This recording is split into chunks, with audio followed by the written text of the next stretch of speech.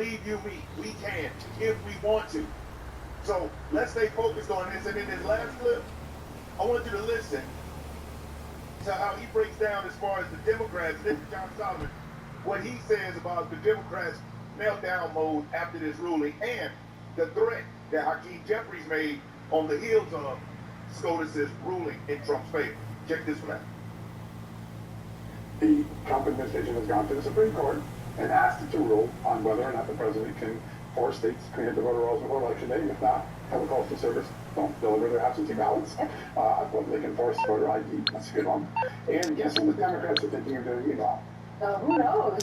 Hakeem Jeffries just got the big secret. If we get in power, he said, we're going to make some big changes to the Supreme Court, i.e., they're going to be back in the court and putting term limits in. The Supreme Court is at the heart of the struggle.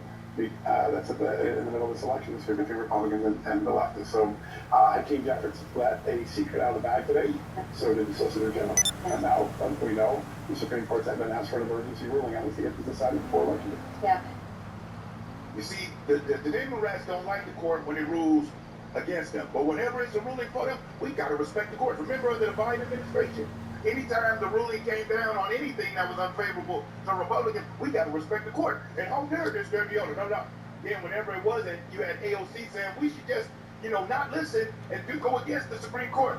These demon rats are so anti-American, and they're whiners and they're crybabies. And whenever something don't go their way, they want to just blow the whole thing up. I've always said it. The Democrat motto is, if I can't run it, they'll wreck it. If they can't run it, they will wreck it.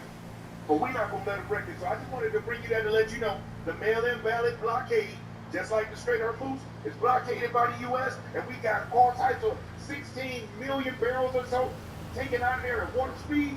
The same thing when it comes to these mail-in ballots. They don't have to like it, but they got to roll with it. And shout out and kudos to President Trump and the administration for keeping their foot on their neck and not letting these demon rats just push them around and continue the cheating in an unethical way that they do elections.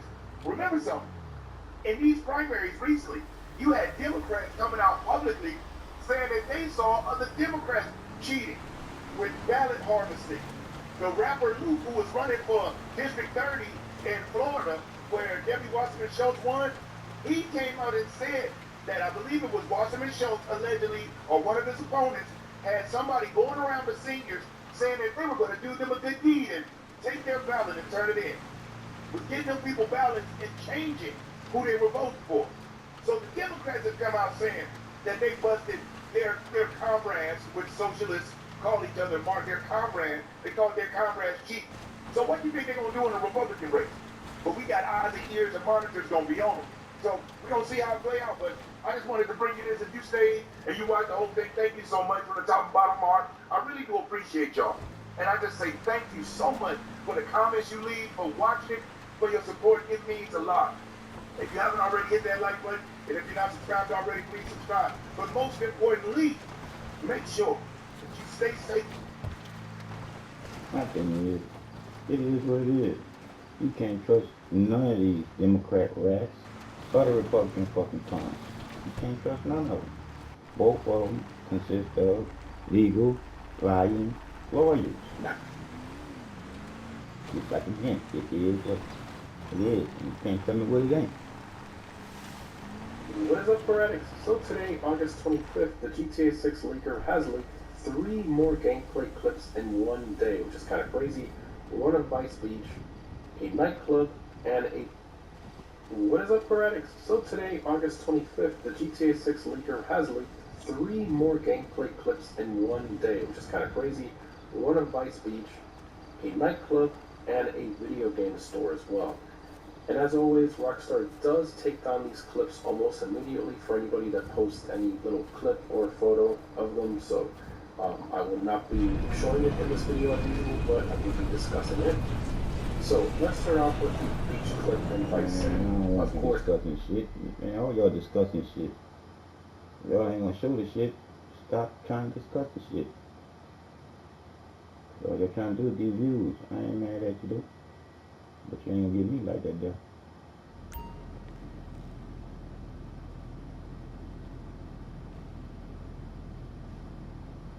Last week week, a federal judge put a 7-day clock on the NFA ruling so the Justice Department could run to the Fifth Circuit and stop it before it ever took effect. That clock ran out. Nobody ran anywhere. And what we have now is a country where two guys can walk into the same gun store, reach for the same suppressor, and only one of them is breaking federal law. Let me walk you through what's actually true right now in English without the lawyer talk, starting with what I told you last week. So a federal judge just tore a hole in the National Firearms Act, and he did it without mentioning the Second Amendment one time. The whole thing came down to a tax that doesn't exist anymore. Now, let me be real with you about what this actually does today, because I'm not going to oversell it. It only covers the plaintiffs, their members, and their customers, plus 15 states that join the suit. The judge put a 7-day hold on it so the DOJ can run to the Fifth Circuit, and they probably will. So, if your CAN or your SBO anything just yet, this still has a 7-day hold period on it. So, talk to your dealer and watch the Fifth Circuit. So that was me, hedging, telling everybody sit tight because I figured the DOJ was going to sprint to the Fifth Circuit the second the ink dried. They didn't. The window came and went, and the ruling took effect at midnight. The Hill went and asked Justice Department straight up whether they plan on actually appealing, and a spokesperson gave them this. The department respects Americans' Second Amendment rights and is currently assessing the impact of the court's ruling, which is government for, we'll get back to you. And I think that's because this thing caught them by surprise, honestly. I think it caught pretty much everybody by surprise, including a lot of us, but in a good way. Because let's say the obvious part out loud while we're here. It is complete and utter bullshit to require somebody to register with the federal government because they want a stock on a certain gun, or because they want a suppressor, or because they want a shorter shotgun that works better inside their home. This registry under the NFA, we all know has been bullshit. The organizations know it's bullshit. This administration knows it's bullshit. They all know it's bullshit, plain and simple. So it should be gone. And I'm genuinely happy we're this close to that being the case. Now, the confusion. Because a lot of people read NFA is dead on the internet this week and start making decisions off of it. Orchard Advisors pulled the actual language out of the opinion, and this is the sentence everything hinges on. In sum, the plaintiffs are entitled to a permanent injunction, but only so far as it prohibits the defendants from enforcing the challenged NFA provisions against the plaintiffs, and where applicable, their agencies, political subdivisions, members, and customers, both current and future. Translated, the judge did not turn the NFA off for America. He turned it off for the people who sued, the companies who sued, and the people who buy from those companies or belong to those organizations. And I've got to correct something I said in the last video, because I said 15 states joined the suit, which is true, but here's what it didn't do.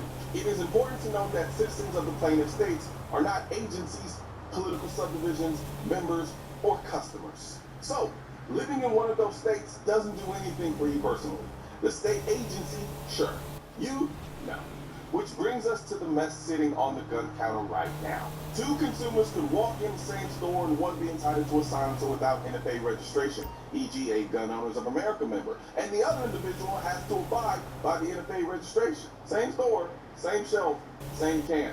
One guy walks out with it because he's a GOA member, and the guy behind him in line commits a felony doing the exact same thing. And the dealer is the one who has to figure that out in real time with no guidance from anybody. Because even if he does the transfer, that suppressor is still sitting on his books. And ruling the ATF itself hasn't publicly addressed. Nobody's answering the phone. Not the ATF, not the DOJ, and none of this touches your state, by the way. If silencers, SBRs, SBS, AOWs were prohibited in your state last week, guess what? They still are now. Federal ruling, federal law. State legislature doesn't care.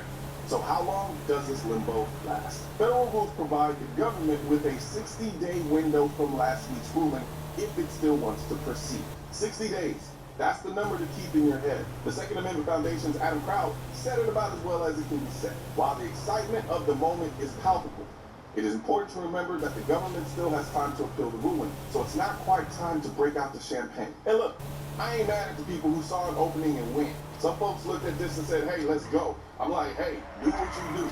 I'm a little more cautious in that regard just because I know things can change at the drop of a dime. And then that becomes a whole other business. But I'm not going to sit here and lecture somebody for taking the right they always had. 91 years.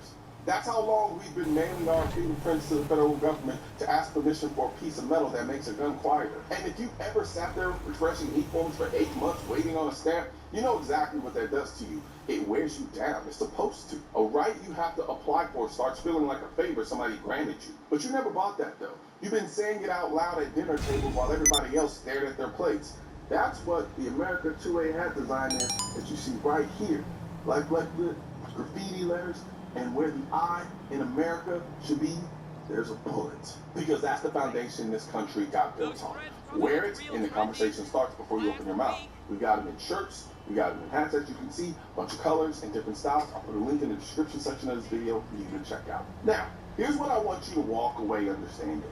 90 years, they told us the fingerprints and the waiting and the approval were all about collecting a tax. The tax went to zero, and the government fought to keep every piece of paperwork anyway. That tells you what the paperwork was ever really for. And the fight from here is about who gets the relief and how wide it goes. Because right now, it's a two-tier system, and that can't hold. Either the DOJ lets that 60 days run out, or more suits get filed by more plaintiffs until there's nobody left for the law to apply to. Either way, we're arguing about the scope of the win now instead of whether we can win at all. I'll take that trade every day of the week. So, if your CAN or your SBR is sitting in e-forms, talk to your dealer. Find out whether you're actually covered, and don't take legal advice from a comment section. One thing's for certain and two things are for sure. Politicians and tech giants don't want gun content to be recommended to you. And we're all fighting this culture war together. Now, you can help do your part by liking, commenting, subscribing to the channel, but most importantly, sharing this video with at least one person. Together we can stop the suppression of our 2A rights. And don't forget to click the link in the description section of this video for the products that I mentioned in this video. Because our ball was right. And we have the right to fucking bear arms. And in the Declaration of Independence, it says it.